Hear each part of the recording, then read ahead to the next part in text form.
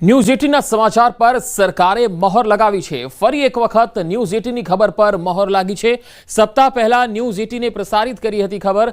ગુજરાતમાં મંત્રીમંડળની ખબર પર સરકારની મહોર। 13 થી 17 ઓક્ટોબર વચ્ચે વિસ્તરણના સમાચાર પ્રસારિત કર્યા હતા। સપ્તાહ પહેલાની ખબર પર સરકારની આજે સત્તાવાર જાહેરાત। ગુજરાતની રાજનીતિની ખબરોમાં ન્યૂઝ 18 હંમેશાથી અગ્રેસર રહ્યું છે। મંત્રીમંડળ વિસ્તરણની ખબર પર સરકારે મહોર લગાવી દીધી છે। ફરી એકવાર ન્યૂઝ 18 અગ્રેસર સાબિત થયું છે। ગુજરાતની રાજનીતિની પડે પડની ખબર ન્યૂઝ 18 પર સૌથી પહેલા અને સૌથી સચોટ અને સૌથી ઝડપી અમે આપને બતાવી રહ્યા છીએ। મંત્રીમંડળના વિસ્તરણમાં કોને કોને તક મળી શકે છે તેની પણ આપણે વાત કરીશું। સૌથી પહેલા ન્યૂઝ 18 આ અહેવાલ પ્રસારિત કર્યા હતા કે ગુજરાતમાં મંત્રીમંડળનું વિસ્તરણ એ 13 થી 17 ની વચ્ચે થવાનું છે અને આ જાહેરાત સરકાર તરફથી સત્તાવાર રીતે થઈ ચૂકી છે। ત્યારે આવતીકાલે નવા મંત્રીમંડળમાં જે સભ્યો ઉમેરાશે તેઓની શપથવિધિ છે। મંત્રીમંડળના વિસ્તરણનું કાઉન્ટડાઉન હવે શરૂ થઈ ગયું છે અને ગાંધીનગરમાં અને ખાસ કમલમમાં હલચલ કેવી જોવા મળી રહી છે એ પણ આપણે બતાવીશું। ન્યૂઝ 18 ગુજરાતી પર પડે પડની તમામ અપડેટ। નવા મંત્રીમંડળમાં કોને સ્થાન મળી શકે છે? 2 દિવસ તમામ એમએલએને ગાંધીનગરમાં રહેવાની સૂચનાઓ પણ અપાઈ છે। ભાજપના દિગ્ગજ નેતાઓ ગુજરાતમાં અત્યારે ધામા નાખી રહ્યા છે। રાષ્ટ્રીય અધ્યક્ષ જેપી નડ્ડા આજે આવશે ગુજરાત, તો કેન્દ્રીય ગૃહમંત્રી અમિત શાહ પણ આજે ગુજરાત આવી રહ્યા છે। રાષ્ટ્રીય ભાજપના મહામંત્રી સુનિલ બંસલ પણ ગુજરાત આવી રહ્યા છે। રાષ્ટ્રીય સંગઠન પ્રભારી વિનોદ તાવડે પણ આજે ગુજરાત આવશે। ભાજપના કમલમ કાર્યાલય ખાતે કાર્યકર્તાઓમાં જબરજસ્ત ઉત્સાહ જોવા મળી રહ્યો છે। નવું મંત્રીમંડળ, નવા સભ્યો આજે જે છે એ કોણ હશે તેને લઈને અટકળો શરૂ થઈ ચૂકી છે। આમ તો ઘણા સમયથી જ આ અટકળો ચાલી રહી છે। ત્યારે હાલ પૂર્ણ કદનું મંત્રીમંડળ હશે કે પછી અત્યારે જે 17 મંત્રીમંડળના સભ્યો છે એટલું જ હશે એ હવે જોવાનું રહેશે। કાલે કોણ કોણ શપથ લે છે, કેટલા સભ્યો લે છે। આજે મંત્રીમંડળમાંથી ઘણા જે મંત્રીઓ છે તેઓ આજે મુખ્યમંત્રીને મળી અને રાજીનામું આપી શકે છે, કારણ કે કહેવાઈ રહ્યું છે, ચર્ચાઈ રહ્યું છે એ પ્રમાણે વર્તમાન મંત્રીમંડળમાંથી 3 કે 4 જ મંત્રીઓ જે છે એ યથાવત રહી શકે છે। મોટાભાગના મંત્રીઓ રાજીનામા આપી શકે છે અને નવા મંત્રીમંડળમાં લગભગ 90% જે સભ્યો હશે એ નવા હશે, નવા ચહેરા હશે, જેમને સ્થાન નથી મળ્યું એવા ચહેરા હશે અને અલગ અલગ ગુજરાતના જે ઝોન છે તેમાંથી અલગ અલગ કાસ્ટ વાઇઝ પણ તેમાં સમીકરણ જે છે એ ખાસ જોવાશે। સૌરાષ્ટ્ર ઝોનનો પણ ખાસ મહત્વ આપવામાં આવશે। મંત્રીમંડળ વિસ્તરણ અંગેના એક મોટા સમાચાર જોઈએ તો ગાંધીનગરમાં આજે વિધાનસભા પક્ષની બેઠક પણ મળવા જઈ રહી છે। નવા મંત્રીમંડળ માટેના નામોને અંતિમ મંજૂરી આપવામાં આવશે, જેમાં અમિત શાહ, જેપી નડ્ડા, સુનિલ બંસલ, વિનોદ તાવડે ગુજરાત આવશે। રાજ્યપાલ આજે રાત્રે 11 વાગે ગાંધીનગર પરત ફરવાના છે અને આવતીકાલે શપથવિધિ બાદ એક બેઠક મળી શકે છે।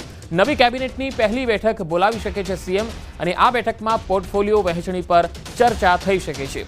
નવા મંત્રીમંડળમાં 6 થી 7 ચહેરાને સ્થાન મળી શકે છે। આ એક મહત્વપૂર્ણ અપડેટ। સૌરાષ્ટ્ર અને ઉત્તર ગુજરાતના પ્રતિનિધિત્વમાં વધારો થઈ શકે, મહિલા ચહેરાને પણ પ્રાથમિકતા મળી શકે છે।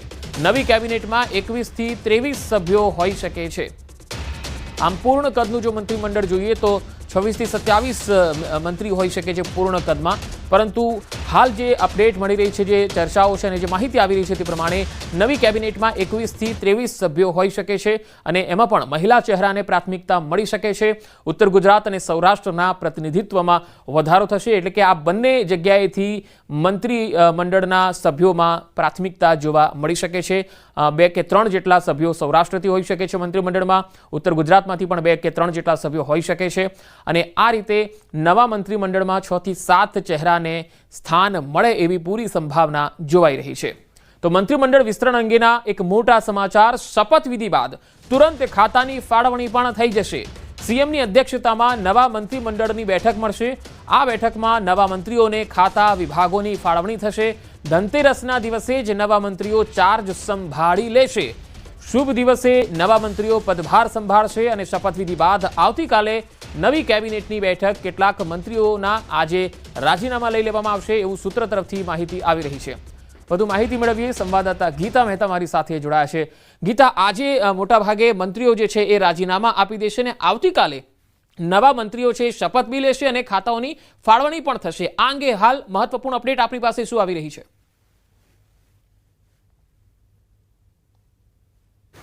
જે આજે મોડી રાત્રે કેન્દ્રીય ગૃહપ્રધાન અમિત શાહ સહિત કેન્દ્રના અન્ય નેતાઓ જે સંગઠનના નેતાઓ છે તેઓ આવી પહોંચવાના છે ગાંધીનગર ખાતે અને આવતીકાલે સવારે 11:30 કલાકે મહાત્મા મંદિર ખાતે શપથવિધિ સમારોહ યોજાશે.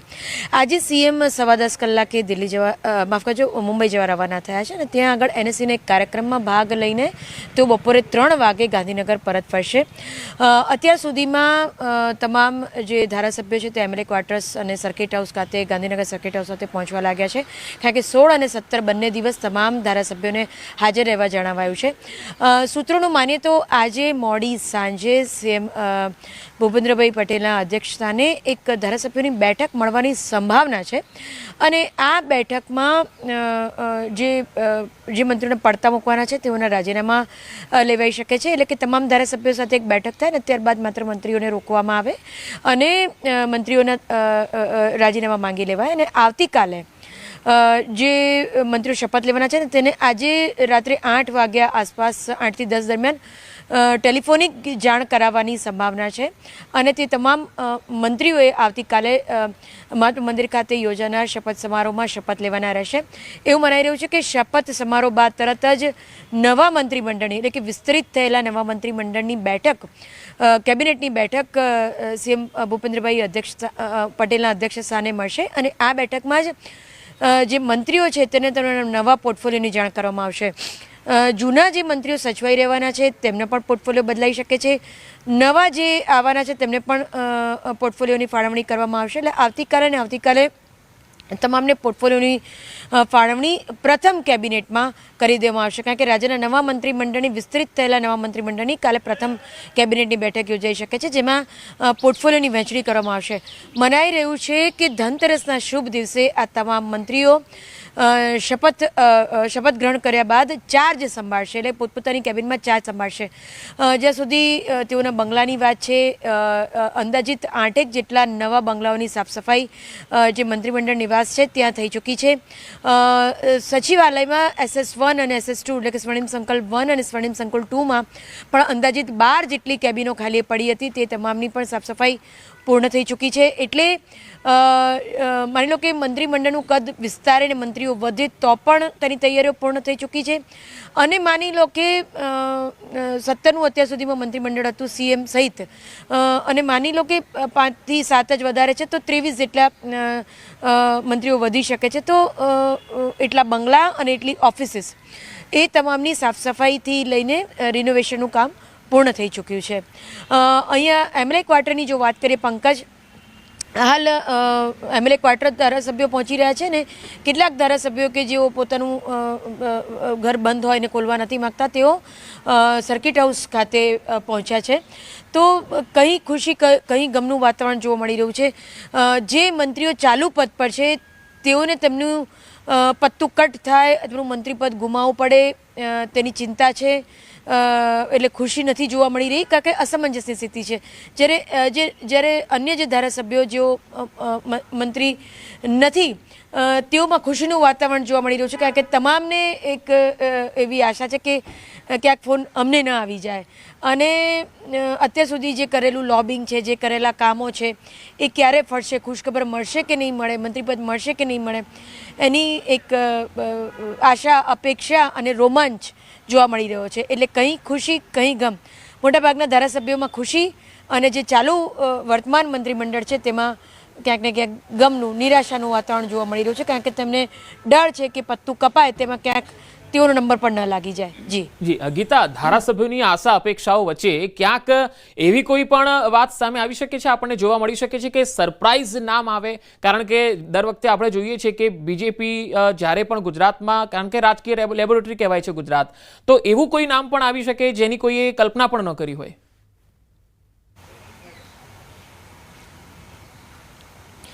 જી, એની શક્યતા પૂરેપૂરી છે, કારણ કે હંમેશા એવું બનતું આવ્યું છે કે જે નામો ચર્ચાતા રહ્યા હોય, ભલે પછી રાજકીય વર્તુળમાં હોય કે મીડિયામાં હોય, એ ચર્ચાતા રહેલા નામોથી કંઈક વિપરીત જ નામો બહાર લાવવાની અને ઘોષિત કરવાની પ્રણાલી ભાજપામાં રહી છે. અને એવું 100% બને કે જે કંઈ પણ રાજકીય વિશ્લેષકોના પ્રિડિક્શન છે કે મીડિયાના જે લોકોની અત્યાર સુધીના તેમના અનુભવોને કારણે જે તે લોકો એક પ્રિડિક્શન કરેલું છે, જે ધારણા બનાવી છે, તે ધારણા તૂટી પણ શકે. એટલે હાલ એવી ધારણા છે કે અત્યાર સુધી જ્યારે PM CM હતા ત્યારે નાના મંત્રીમંડળની તેઓની એક મંશા રહી છે. તો નાનું મંત્રીમંડળ જ હશે, નાનું મંત્રીમંડળ જ હશે એવી એક ધારણા છે. કારણ કે નરેન્દ્ર મોદી એવું માનતા રહ્યા છે કે જેટલું કદ નાનું એટલું કાર્યક્ષમતા વધારે. એટલે તેઓ મોટા મંત્રીમંડળની ક્યારેય ફેવરમાં નહોતા. એટલે એક ધારણા એવી છે કે નાનું મંત્રીમંડળ હોઈ શકે. પરંતુ એનાથી વિપરીત જેમ આપ કહો છો તેમ એવું બી બની શકે કે મોટું મંત્રીમંડળ એટલે કે 27નું જે કદ છે, પૂરેપૂરું કદ એ છે કે 27 સુધીનું મંત્રીમંડળ હોઈ શકે. તો એવું પણ બને કે તમામની ધારણાઓથી વિપરીત 27 જેટલા મંત્રીઓની જાહેરાત થાય, એટલે 26 મંત્રીઓ અને 27માં ભૂપેન્દ્રભાઈ, એવી રીતે 27ના મંત્રીમંડળની જાહેરાત થાય. એટલે ભાજપના શાસનમાં કશું પણ એવું નથી કે જે પ્રેડિક્ટેબલ હોય. જી, અત્યારે જે વાત છે કે 3 થી 4 જેટલા મંત્રીઓને યથાવત રાખી શકે એમ છે, તો એવા કયા મંત્રીઓ તમને લાગે છે કે જેમના પત્તા નહીં કપાય?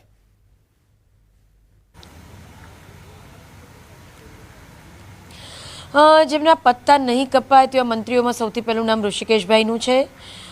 બીજું નામ હર્ષભાઈ સંઘવીનું છે. ઋષિકેશભાઈ તો પ્રવક્તા મંત્રી, હેલ્થ મિનિસ્ટર પણ છે, અને હર્ષભાઈ ગૃહમંત્રી છે. તે છે પ્રફુલ્લ પાનસરિયાનું નામ પણ આગળ આવે છે. પ્રફુલ્લ પાનસરિયાનું નામ એટલા માટે છે કે જ્યારે ટિકિટ વહેંચણીની વાત હતી ત્યારે તેઓ એકદમ લો પ્રોફાઇલ રહીને ખસી ગયા હતા. કારણ કે ત્યારે ટિકિટની જ્યારે માથાકૂટ થઈ હતી કે કોને ટિકિટ આપવું, ત્યારે સુરતમાં ઘણી ચર્ચાચર્ચીને માથાકૂટ થઈ હતી. અને એમાંના વન ઓફ ધ પ્રતિનિધિ જેને ટિકિટ અપાઈ શકે ને કપાઈ શકે તેમાં પ્રફુલ્લ પાનસરિયા હતા. અને પ્રફુલ્લ પાનસરિયા એકદમ લો પ્રોફાઇલ રહી, જમીનને જોડાયેલા રહીને તેઓએ પાર્ટી માટે એ જતું કર્યું હતું. તેઓએ કહ્યું હતું કે કંઈ વાંધો નહીં, મને મંત્રી માફ કરજો, મને ટિકિટ ન મળે તો કંઈ નહીં, અન્ય જે દાવેદાર છે તેને તમે ટિકિટ આપો. કારણ કે તેઓ વચ્ચે ઝઘડા છે. એટલે તેઓ રેસમાંથી ખસી ગયા હતા, અને રેસમાંથી ખસી જવાના કારણે જ જતું કરવાની તેમની ઈચ્છાને કારણે જ તેમને ધારાસભ્ય પદની ટિકિટ અપાઈ. એટલું જ નહીં, તેને મંત્રી પણ બનાવાયા. અને એનું કારણ માત્ર ને માત્ર એ છે કે તેઓ રેસમાંથી સામે ચાલીને ખસી ગયા હતા. તેમણે એવી વાત કરી હતી કે સંગઠને મને ઘણું આપ્યું છે, પાર્ટીએ ઘણું આપ્યું છે, અને પાર્ટીનો જે કંઈ પણ નિર્ણય હશે તે મને મંજૂર રહેશે. એટલે પાર્ટીને સર્વોપરી કરવાના કારણે તેમને આ પદ મળ્યું હતું. અને એ જ કારણ હજી પણ છે કે તેમણે જ્યારે પહેલી વખત જતું કર્યું હતું, અને એ જ અને મંત્રીપદમાં જ્યારે મંત્રી બન્યા ત્યારે પણ તેઓ એકદમ લો પ્રોફાઇલ રહીને કામ કરતા હતા. અને સરકારની ગુડબુકમાં પણ તેઓ છે. અને એ એક પહેલેથી છેલ્લે કારણ છે કે તેઓનું મંત્રીપદ સચવાઈ શકે છે. એટલું જ નહીં, તેમને રાજ્યકક્ષાના મંત્રીમાંથી આગળ કેબિનેટ મંત્રી તરીકે પણ પ્રમોટ કરાઈ શકે છે. તેવી સંભાવના હર્ષ સંઘવીની પણ છે, તેવી સંભાવના પ્રફુલ્લ પાનસરિયાની પણ છે. એટલે આ 3 મંત્રીઓ તો એવા છે જ કે જેમનું પદ જળવાઈ રહે તેવી સંભાવના છે. ચોથું મને એક નામ કનુભાઈ દેસાઈનું પણ લાગે છે. ચર્ચા એવી પણ છે કે તેમની ઉંમરના કારણે અને જે જોશભર્યા ચહેરાઓ ઈચ્છે છે, યુવા ચહેરાઓ ઈચ્છે છે, રાજ્ય સરકાર તે ઉપરથી એવું લાગે છે કે કનુભાઈ, એક ચર્ચા એવી છે કે કનુભાઈ દેસાઈનું પત્તું કપાઈ શકે છે. પરંતુ તેઓ CMની ગુડબુકમાં રહ્યા છે, અને CMએ જાહેર મંચ ઉપર તેમની કામગીરીના વખાણ કર્યા છે 1-2 વખત. અને જનરલી અન્ય મંત્રીઓની સરખામણીમાં એ વખાણ કદાચ પહેલાં હતા એવું કહી શકાય.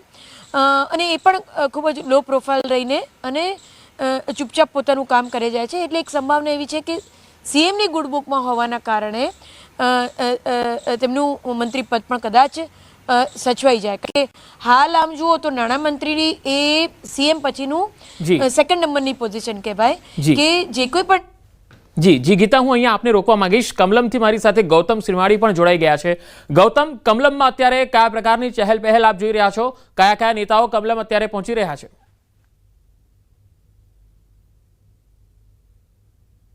બિલકુલ, આવતીકાલે શપથ ગ્રહણ સમારોહ જે છે તે નવા પદમાનિત જે મંત્રીઓ થશે તેમનો યોજાવાનો છે. રાજ્યપાલ આચાર્ય દેવવ્રત જે છે તે તમામ જે નવા પદમાનિત જે મંત્રીઓ જે છે તેમને શપથ લેવડાવે છે. મહાત્મા મંદિર ખાતે આ કાર્યક્રમ યોજાવાનો છે. મહત્વનું સાથે છે કે ભારતીય જનતા પાર્ટીના દિગ્ગજ નેતાઓ જે છે તે ગુજરાત આવી રહ્યા છે. જે અંતર્ગતની વાત કરીએ તો કેન્દ્રીય નેતૃત્વમાંથી પણ અનેક નેતાઓનું ગુજરાતમાં આવાગમનની શરૂઆત જે છે તે થઈ ચૂકી છે. ગઈકાલ રાત્રે, મોડી રાત્રે જે વાત કરીએ તો સુનિલ બંસલ જે છે રાષ્ટ્રીય મહામંત્રી તેમનું પણ આગમન ગુજરાતની અંદર થઈ ચૂક્યું છે. એ જ રીતે વિનોદ તાવડે જે સંગઠનની પ્રભારી તરીકેની જવાબદારી ગુજરાતની સ્વીકારી રહ્યા છે તેઓ